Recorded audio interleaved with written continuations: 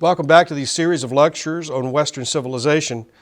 Last time we talked about the middle ground. Of course, imperialism is one of the consequences of the Columbian Exchange. Atlantic slavery is our topic today, and it too is a consequence of the Columbian Exchange. Atlantic slavery, let's get a closer context for it. Triangular trade. Remember, we talked about this, triangular trade, this Atlantic basin is now going to be connected by African slavery, New World commodities, European manufactured goods. So this is part of that triangular system that binds the Atlantic world together. Significance, I'll give you a couple. The one obvious significance is that the wealth of the Western world is built on the backs of slaves. The commodities are produced by slave labor, and it is these commodities, from sugar to rice, cotton, and tobacco, that create the wealth of the Western Hemisphere. A second significance would be the African diaspora, that is the spreading or the scattering of Africans from Africa across the Atlantic world. If you think about this, it gathers more and more significance when you consider it. If there were only a few hundred Africans taken, it might affect a village. If there were a few thousand Africans taken, it might affect a city. If there were a few 100,000 Africans taken, it might affect a region. But here in the Atlantic slave trade, we have something in the neighborhood of 11.5 million Africans taken. This, of course, will impact a continent. I want to introduce to you a couple of key concepts that we're going to use in this lecture. One is, and both of these have been developed over the past couple of generations in the new social history and cultural history. One is the other, and we use that in quotes. The other are simply those people who are not like us. Us being the dominant, the other being the subaltern or the subordinate population. And it doesn't really matter how you calculate the other. It could be based on height if you want it, or red hair and freckles. The other are those people who, for some reason, be it language, religion, skin color, nationality, ethnicity, whatever. For some reason, they're different from the dominant group. And therefore, once you designate a group of people as the other, you can do pretty much what you want with them. You can legislate against them. You can take their labor. You can take their property. You can take their children. Indeed, you can take their lives. We see probably the best example of the other in 20th century European history would be the Holocaust and the Jews in Nazi Germany.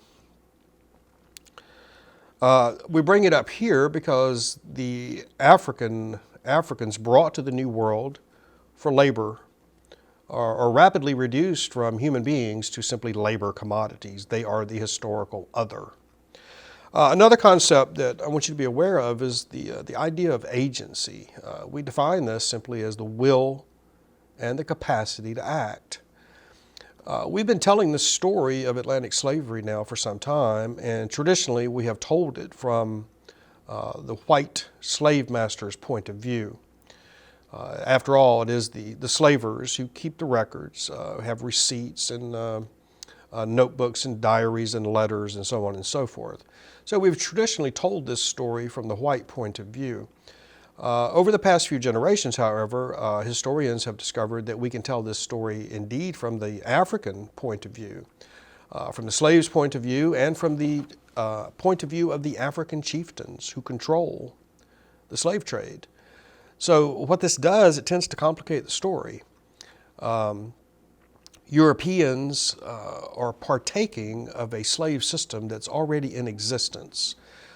It is the African chieftains, the coastal kingdoms along the west coast or the Atlantic coast of Africa, that control the slave trade. They do the capturing of other Africans, and they do the selling of these Africans to the Portuguese, the Spanish, the French, or the English. So Africans are not simply the oppressed party in this story. Indeed, the African slave trade has existed for centuries, and the Europeans are simply taking part in it. I want to draw a distinction between what historians call slave societies as opposed to those societies with slaves. In a slave society, slavery is fundamental, absolutely essential for the economy. If you took away slaves from a slave society, it would collapse. A good example would be the antebellum South here in the United States before the Civil War. Slavery was essential for the functioning of that economy. In a slave society, there's very little mobility. Slaves don't rise up out of that degraded state for the most part. And slavery is generally perpetual, extending through a slave's children and grandchildren and so on. Now, the other designation, societies with slaves, is quite different. Here, slavery is simply one part of the laboring system. It's not essential, it's not fundamental. You could extract slavery and nobody would miss it. Good examples probably would be those societies in West Africa that have long practiced the slave trade. Here, you could be enslaved for a debt. You could be enslaved for, if you're captured as a POW in war. But you can rise up out of that degraded state. You can become something else. Slavery is not necessarily perpetual. So there's mobility. It's a more dynamic system where you can change your status in a society with slaves as opposed to a slave society. I want to ask a basic question here. Why Africans? Why not use the Irish for slaves? Why Africans? I'm going to give you 6 factors here that contribute to this phenomenon of using Africans as slaves. 1, there appears to be an unlimited number of them. African chieftains continue to supply Europeans with slaves, and the slave trade grows almost exponentially into the 17th century, 17th, 18th centuries. 2, the slave trade already exists. I just alluded to this a moment ago. The slave trade in Africa has existed for centuries. The Europeans are simply participating in institutions that already are there. The Europeans don't have to invent or create anything. They simply have to go shopping. And in this case, they're going shopping for human labor commodities. 3, in Northwest Africa, along the Gold Coast and the Slave Coast, you have a genetic mutation in much of the population. We call it the sickle cell. This is still in evidence today.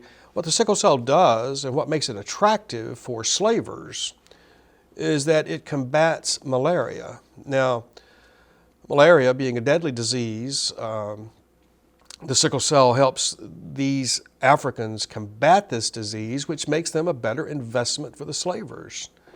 So the sickle cell is a factor here. 4, Africans have the necessary skills. They're an agricultural people. They know how to do the things that we want them to do or demand of them in the New World. They're farming people, and they know how to, in fact, many of the Africans will teach the Europeans how better to raise these commodity crops.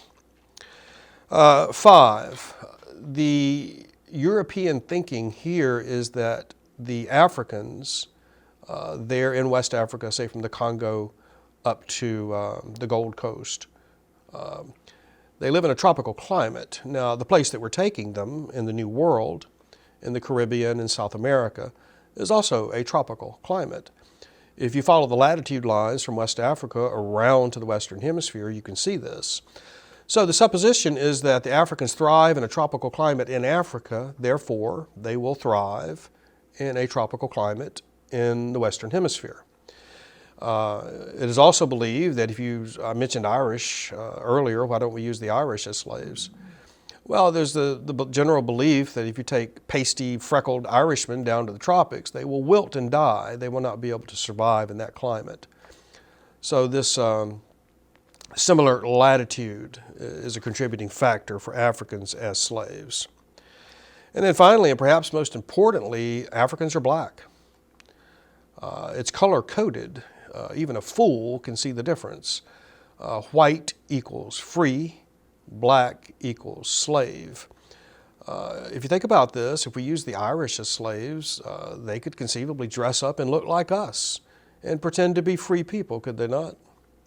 It doesn't matter how much an African dresses up, he's still black. So this color coding is key here. Now, just a couple of more things here on Atlantic slavery. This is a huge topic, and we have to be necessarily selective. I want you to, and we'll supply you with images and links to images to enhance this. But I want you to notice where the Africans are going. The vast majority go to Brazil, northern portions of South America, and then, of course, the Lesser Antilles, originally to Barbados, and then, of course, Cuba, and so on. Very small proportion go to the Atlantic coast of North America, for instance, what will eventually become the United States. This is due in part to the high demand for labor in these tropical climates where sugar is grown, and sugar is a high maintenance crop. So slaves tend to have short lives here in the Western Hemisphere, and they have to be replaced. Now, another key topic here in this Atlantic slavery is the Middle Passage. I want to recommend a film to you. It's Steven Spielberg's film called Amistad. It tells the story of a slave ship in which the slaves took over the ship, killed the captain and his crew. They're later found in North America and tried. They're part of a court case whereby various parties claim ownership of these slaves. In this film, there is a depiction of the Middle Passage that is well worth watching. The Middle Passage is simply the sea route between West Africa and the Western Hemisphere. And it is aboard the slave ships that the slaves make their way to Cuba or Charleston or wherever. And the conditions are brutal. You can also simply Google this and look at images of the Middle Passage on your computer. You can see that the African slaves are stacked head to toe aboard these ships. There's multiple decks. There's a certain number or a certain percentage of these African commodities that we assume will die of disease and shock or violence or suicide. This is worked into the cost estimates of these slave shippers. So it's worth taking a look at the images that depict the Middle Passage. We can truly see here the brutality and how we can reduce humans to simple labor commodities, as if they were no different from swine. Slave auctions. Of course, once the slaves arrive in the New World, they are quite often auctioned off. I want you to consider this for a moment. We're selling people, and people have to be checked out just as if you were buying a horse to see if they're healthy, to see if their teeth are good so they can continue to eat and presumably live a long time. The initial investment in slaves can be quite high, but then, of course, their labor is yours in perpetuity. So we want to make sure we're getting good, young, healthy slaves. And I want you to consider the price of children, the price of women, an older slave. There's an image that we'll supply to you. It shows a slave whose back is ripples with scar tissue where he's been whipped and beaten so many times. It looks like a mountain range running across his back. I want you to consider this slave at an auction, and you as a slave buyer examining this slave and contemplating that scar tissue. You probably would not bid on him, would you? He looks to be trouble. He's been whipped so many times, perhaps from disobedience or refusal to work, maybe repeated escape attempts. Even a blind slave owner could run his fingers across this man's back and read his skin like Braille that scar tissue would indicate a troubled slave, or one that would be big trouble on the plantation. In conclusion, I just want to reiterate what we said before. The Atlantic slave story is complicated by African agency. That is, it is African chieftains who control the slave process, the collection, incarceration, and then selling of these slaves to Europeans. I want to reiterate this concept of the other, how slavery tends to drain people of their humanity and turn them into commodities, in this case, labor commodities. And then finally, how the wealth of the Western world is essentially created through this process of enslavement. We'll stop there. Thanks for your attention.